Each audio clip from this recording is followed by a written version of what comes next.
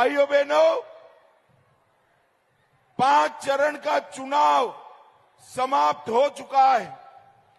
मैं पूरे देश भर में घूमता घूमता आज कांठी आया हूं। 5 चरण का परिणाम जानना है क्या? अरे जोर से बोलो, 5 चरण का परिणाम जानना है क्या? तो 5 चरण का परिणाम जान लो। मोदी जी 310 सीट पार कर गए हैं। नमस्कार, बहुत स्वागत है आपका। आप देख रहे हैं द न्यूज, आपके साथ मैं सृष्टि मिश्रा। देखिए, 5 चरणों का मतदान यहां पर खत्म हो चुका है। केवल 2 फेजेस बचे हुए। इसी बीच अमित शाह, केंद्रीय गृह मंत्री, यहां पर उड़ीसा में उन्होंने पूरी की पूरी यहां पर बता दिया चुनावी माहौल को और बताया 5 चरणों में जीत गए हम 310 प्लस सीटें। बड़ी खबर इस वक्त की। और देखिए, ये माना जाता है कि राजनीति में अमित शाह जो बोलते हैं वो सत्य बोलते हैं और कभी कभी आंकड़े ऊपर नीचे हो सकते हैं, लेकिन जो दावे किए जा सकता है उसका नतीजा ठीक वैसा ही है जैसा कि बीजेपी दावा कर रही है। हालांकि 400 सीटें नहीं आएंगी, ये तो सभी कह रहे हैं। चुनावी रणनीतिकार हो जाएं, मीडिया एक्सपर्ट्स हो जाएं, विश्लेषक हो जाएगी, 400 सीटें तो नहीं, लेकिन ये जाहिर सी बात है कि बीजेपी सत्ता में वापस लौट रही है। और आपको बता दें कि उड़ीसा में गृह मंत्री अमित शाह ने कांग्रेस पर जमकर निशाना साधा और बता दिया कि कांग्रेस के शासनकाल में देश ने कितनी विपत्तियां देखी।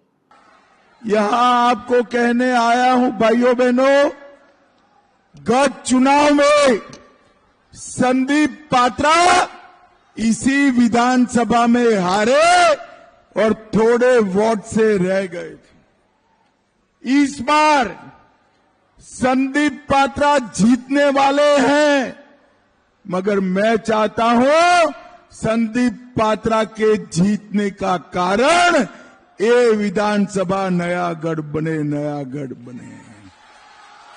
भाइयों बहनों, आज मैं भाजपा की ओर से कहकर जाता हूं, आप संदीप पात्रा को सांसद बनाओ, उनको बड़ा आदमी बनाने का काम भारतीय जनता पार्टी करेगी। भारतीय जनता पार्टी। भाइयों बहनों, ये चुनाव जो है मोदी जी को तीसरी बार प्रधानमंत्री बनाने का चुनाव है। 3 करोड़ लखपति दीदी बनाने का चुनाव है। 4 करोड़ गरीबों का घर बनाने का चुनाव है। और महाप्रभु जगन्नाथ के अभिमान को, स्वाभिमान को फिर से प्रस्तापित करने का ये चुनाव। इस चुनाव में मोदी जी को तो प्रधानमंत्री बनाना ही है, मगर साथ में 75 से ज्यादा सीटें जीतकर ओडिशा में भाजपा सरकार भी बनानी है। भाजपा सरकार। भाइयों बहनों, ये चुनाव ओडिया गौरव को फिर से प्रस्तापित करने का चुनाव है। मुझे बताओ नया गढ़ वालों, ओडिशा के भूमि पर कोई तमिल बाबू शासन कर सकता है क्या? अरे जोर से बोलो, कर सकता है क्या? मैं आज कहकर जाता हूं, ओडिशा में ओडिशा का मुख्यमंत्री कोई बाबू नहीं बन सकता।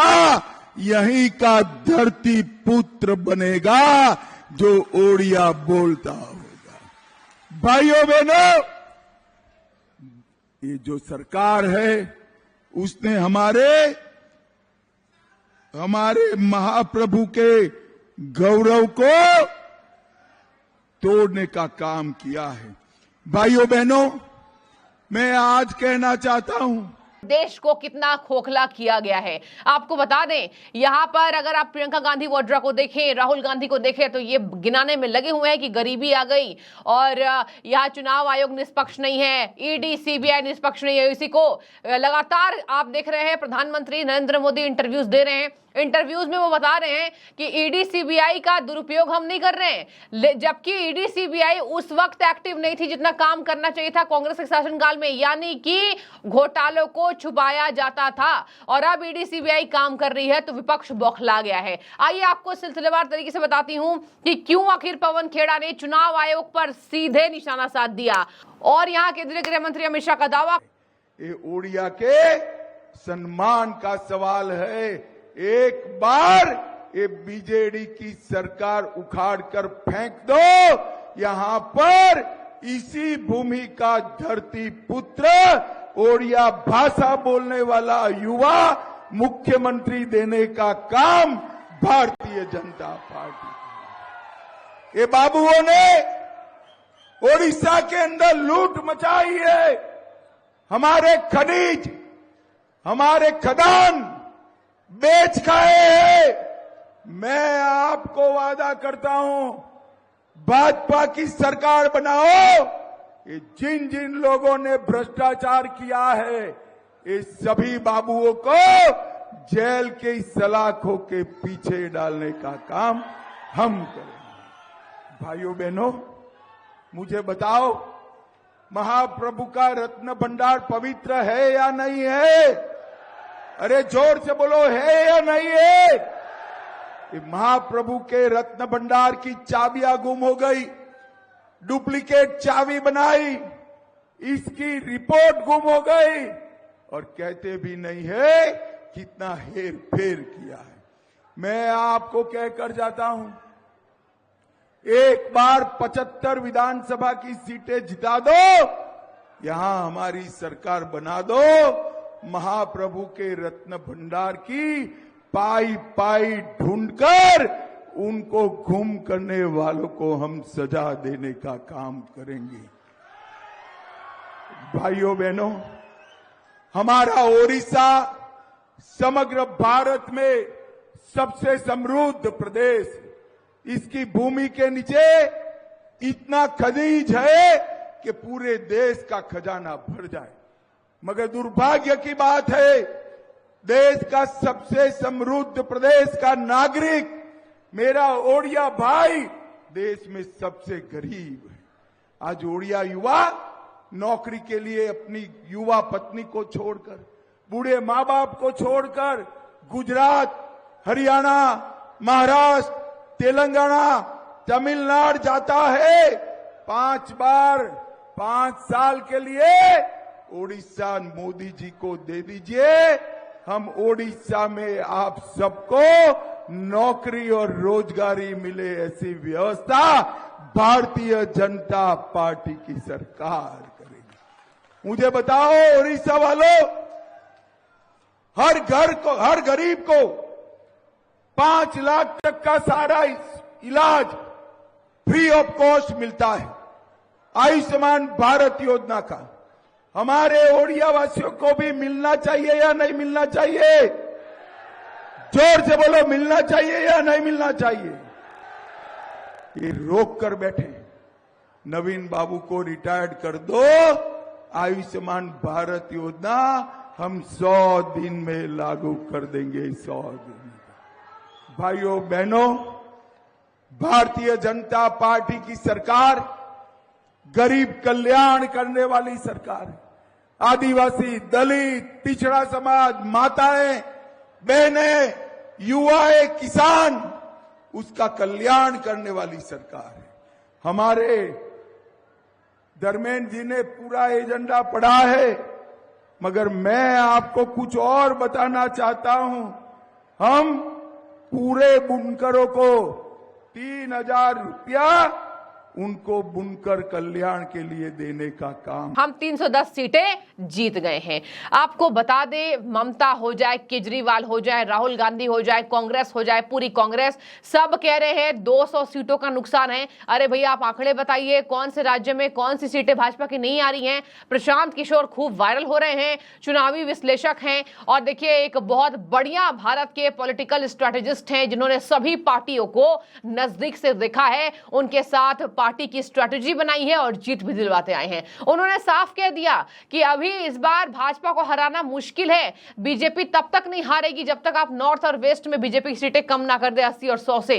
बीजेपी हार नहीं सकती है और प्रधानमंत्री के पास 45 सालों का डाइवर्स एक्सपीरियंस है। संघ के प्रचारक रहे, कार्यकर्ता रहे, उसके बाद एडमिनिस्ट्रेटर के तौर पर जिस तरीके से पीएम का भार संभाला और उसके पहले चीफ मिनिस्टर रहे हैं। तो देखिए ये सब बातों के मद्देनजर अब भविष्यवाणियां हो रही हैं, सट्टा बाजार है, फलौदी सट्टा बाजार है, सब कह रहे हैं कि बीजेपी की सरकार आने वाली है। अब मैं आपको ले चलूंगी पवन खेड़ा के पास, कांग्रेस के नेता और इनके मीडिया प्रचारक में से प्रमुख। भाई ये ढेंकानाल का मगजी लड्डू है ना भाई, मगजी लड्डू जानते हो या नहीं जानते हो? अरे जोर से बोलो, जानते हो या नहीं जानते हो? देखो मोदी जी ने इसको जीआई टैग दिया है। आप 400 लड्डू तैयार रखना, परिणाम के दिन आकर दिल्ली सभी एमपी को लड्डू खिलाना है, लड्डू खिलाना है।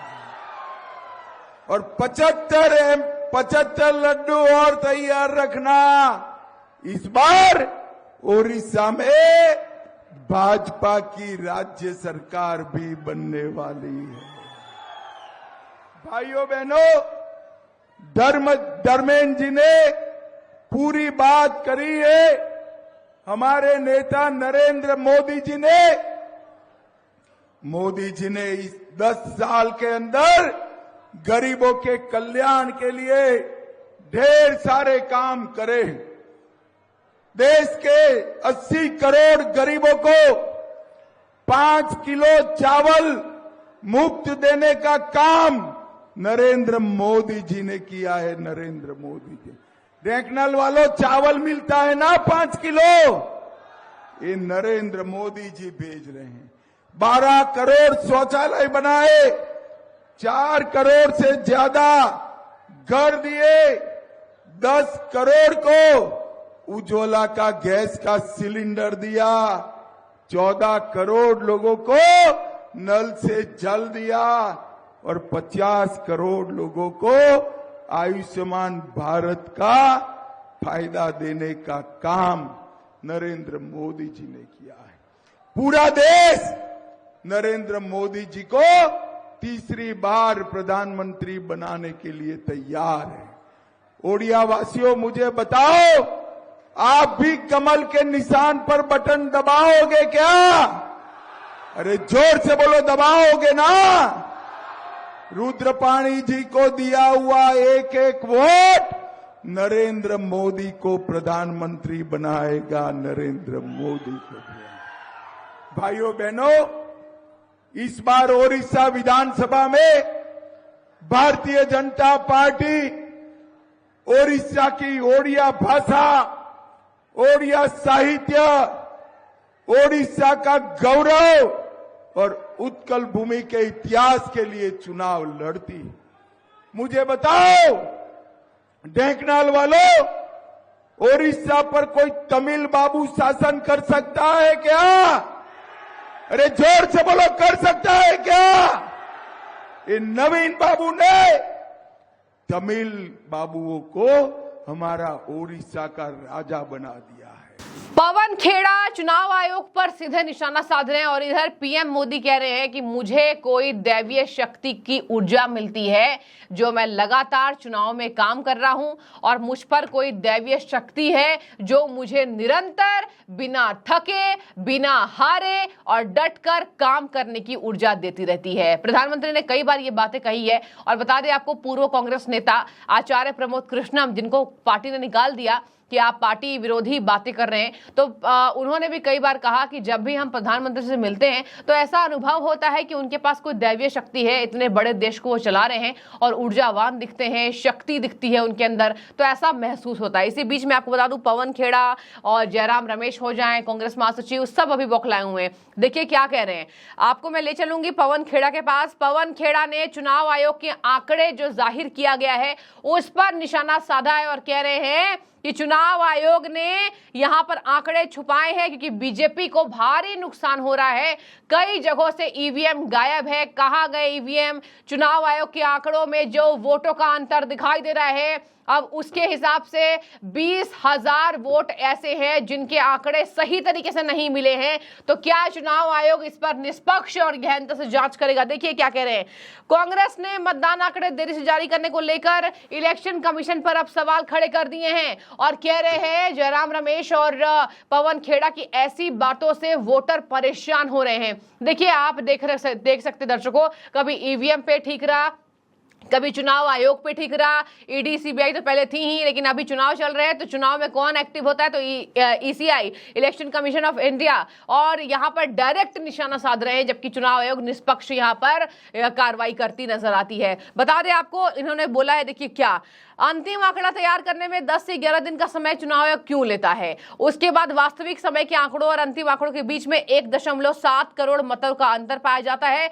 इससे साफ है भाजपा उत्तर प्रदेश के साथ साथ कई राज्यों में हार रही है। तो इसी वजह से ईवीएम गायब हो जा रहे हैं। चुनाव आयोग आंकड़े देरी से जारी कर रहे हैं, 10 से 11 दिन का समय लग रहा है, और वास्तविक आंकड़ों को पब्लिक से, वोटरों से छुपाया जा रहा है। ये वास्तव में चौंकाने वाला है। और इसी ट्वीट को लेकर, इसी पोस्ट को लेकर जयराम रमेश ने भी हामी भरी है। तो मैं चाहूंगी आपकी राय। एक तरफ तो बीजेपी दावा कर रही है कि हम 5 चरणों में भैया जीत गए 310 सीटें, और ये केंद्रीय गृह मंत्री अमित शाह का दावा है, और इधर पवन खेड़ा ने चुनाव आयोग पर सवाल उठाए हैं, और प्रधानमंत्री लगातार कह रहे हैं कि हम जीतेंगे चुनाव।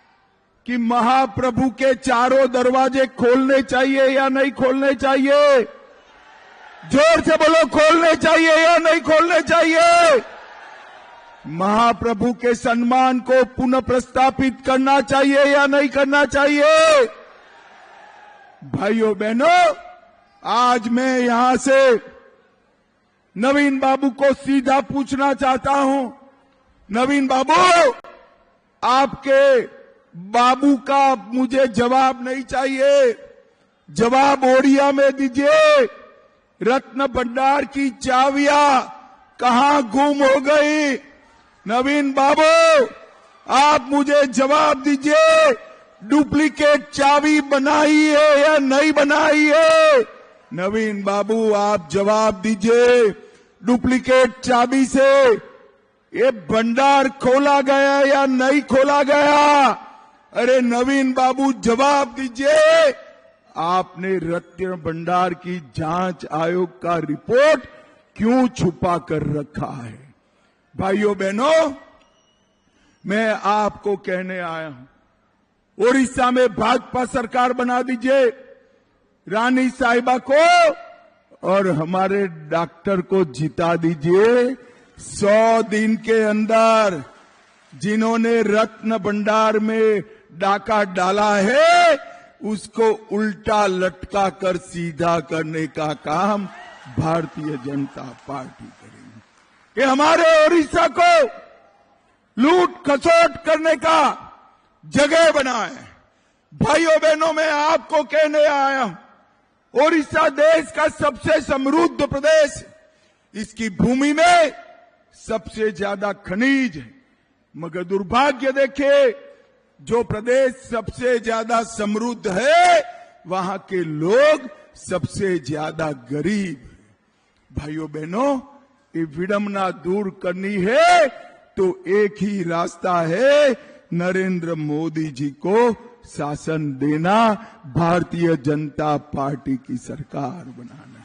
भाइयों बहनों, मैं कह कर जाता हूं, 25 साल आपने नवीन बाबू को दिए। देश के इतिहास में विकास के नक्शे पर ये 25 साल, ओडिशा का 25 साल लॉस्ट 25 ईयर है, गुम हो गया है। मैं आप 5 साल तक एक बार मोदी जी को मौका दीजिए, हम ओडिशा को देश का 1 नंबर का राज्य बनाएंगे, 1 नंबर का राज्य। यहां की स्वास्थ्य योजनाएं डिरेल है, उद्योग डिरेल है, शिक्षा डिरेल हो चुका है, इंफ्रास्ट्रक्चर डिरेल हो गया है। ये सारा अगर रिपेयर करना है तो नरेंद्र मोदी ही कर सकते हैं। ये नवीन बाबू की सरकार जो है ना भैया, ये झोला छाप सरकार है। 5 किलो अनाज, 5 किलो चावल नरेंद्र मोदी जी भेजते हैं। नवीन बाबू उस पर अपना झोला लगाते हैं और ऊपर अपना चेहरा छापते हैं। अरे नवीन बाबू, गरीबों का पेट झोले से नहीं भरता है, चावल से भरता है जो नरेंद्र मोदी जी भेजते हैं। नरेंद्र मोदी जी भेजते हैं। 5 लाख का पूरा स्वास्थ्य का खर्चा आज देश भर के गरीबों का नरेंद्र मोदी जी उठा रहे हैं। ये आपको नहीं मिल रहा है। आप हमारी सरकार बना दीजिए, 10 ही दिन में हम आयुष्मान भारत योजना लागू करेंगे। किसानों का धान खरीदा नहीं जाता है।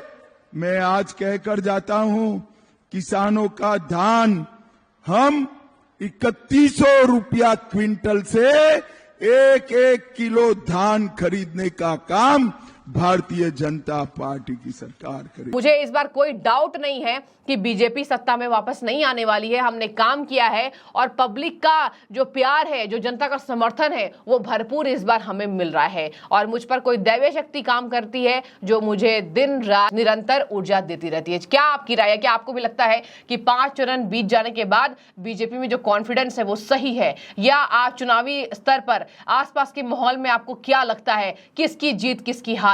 जरूर कमेंट करें। शुक्रिया।